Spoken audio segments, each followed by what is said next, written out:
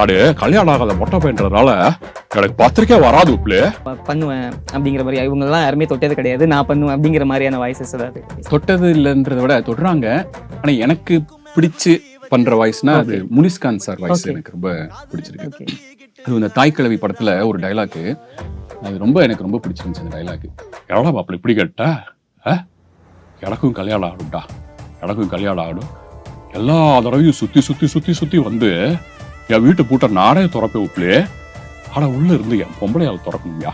ஆமா, அவ கூட சேர்ந்து ஒரு போட்டோ பிடிச்சு நான் வந்து என் வீட்டு சோத்துல நாடு கல்யாணம் ஆகாத மொட்டை பையன்றதுனால எனக்கு பத்திரிக்கை வராது உப்புலே. ஆனா எனக்கும் பத்திரிக்கை வரணும். நானும் என் பொண்டாட்டியும் சேர்ந்து ஜோடியா போய் நல்லா சாப்பிட்டுட்டு மொய் எழுதிட்டு அந்த ரேடியோ செட்ல என் பேரை கேட்கணும்.